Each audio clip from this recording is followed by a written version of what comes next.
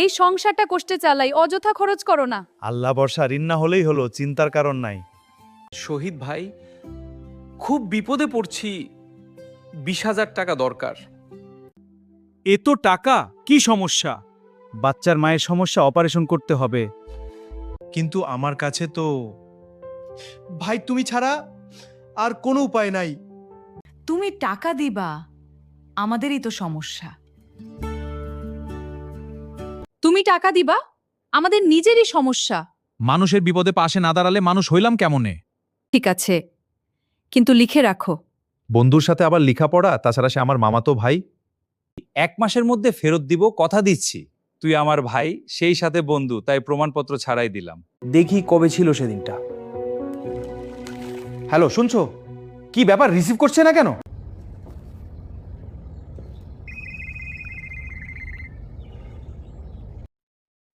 দুঃখিত, কাঙ্ক্ষিত নাম্বারটা এই মুহূর্তে বন্ধ আছে।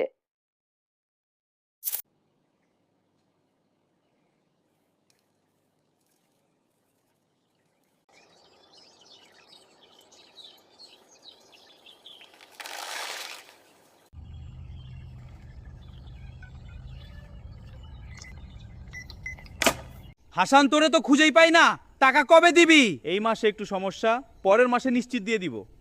1 মাসের কথা বলে 6 মাস হয়ে গেল। কি বলবো শহীদ ভাই, একটু সমস্যা ছিল। আমার ছোট শালীর বিয়ে, তার পিছে অনেকগুলো টাকা খরচ হয়েছে। সুমন্দির পোলার খাতনার অনুষ্ঠান সামনের সপ্তাহে, সেখান থেকে ফিরে এসে দিয়ে দিব। তুমি শ্বশুর বাড়ির অনুষ্ঠান করতে পারো আর আমার টাকা দিতে পারো না। আর চেই তো না দিয়ে দিব। ঠিক আছে, বিশ্বাস করো এটা শেষ। ঘরে বাজার নাই, মেয়ের ফর্ম ফিলআপ চালু কেনা লাগবে। হ্যাঁ বাবা, ফর্মটা জরুরি। ঠিক আছে, আমি দেখছি। কিন্তু টাকা তো হাসানের কাছে, কি করব? বাবা দেখছো, টাকা ধার দিলে সম্পর্ক নষ্ট হয়। তুমি কি আমাকে বিশ্বাস করো না? বিশ্বাস করি, কিন্তু আমারও টাকার দরকার। টাকা কি গাছের পাতা যে চাইলেই দেয়া সম্ভব?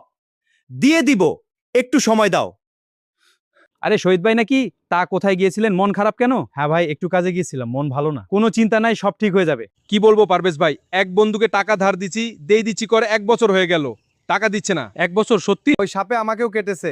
আপনার শালা হারুনকে টাকা ধার দিছিলাম, তার পিছে ঘুরতে ঘুরতে জুতার তলা ক্ষয় হয়ে গেল। পারভেজ ভাই, আমরা দুইজনই ভুক্তভোগী। এরপর ধার দিলে চিন্তা ভাবনা করে দিব।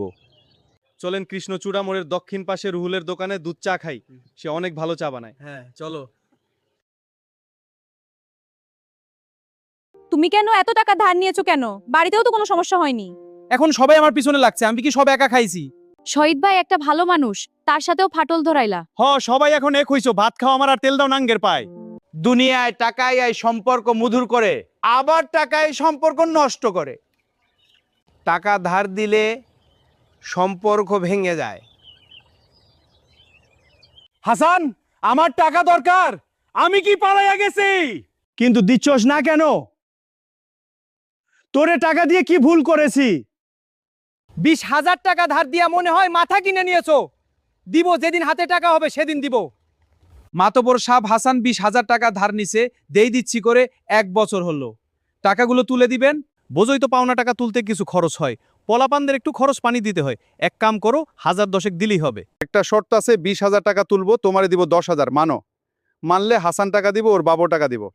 ধার দেওয়া ভালো, কিন্তু নিয়ম ছাড়া দিলে সমস্যা হবেই। কর্জে হাসানা দেওয়ার আগে করণীয় লিখিতে রাখা দরকার। নিজের সামর্থ্যের বাইরে দেওয়া যাবে না। সম্পর্ক ও টাকার হিসাব আলাদা রাখা উচিত। 20,000 টাকার জন্য আমি বন্ধুকে হারাই ফেলছি। আমি বন্ধুর কাছে যাব, টাকা ফেরত দিব, ক্ষমা চাবো। টাকা না, বিশ্বাসটাই বড় ছিল করবো। শহীদ ভাই, এখন আমি বুঝছি। ধার দিবেন, কিন্তু হিসাব রেখে, না হলে হারাবেন টাকা আর সম্পর্ক দুটোই। ভিডিওটি দেখার জন্য ধন্যবাদ।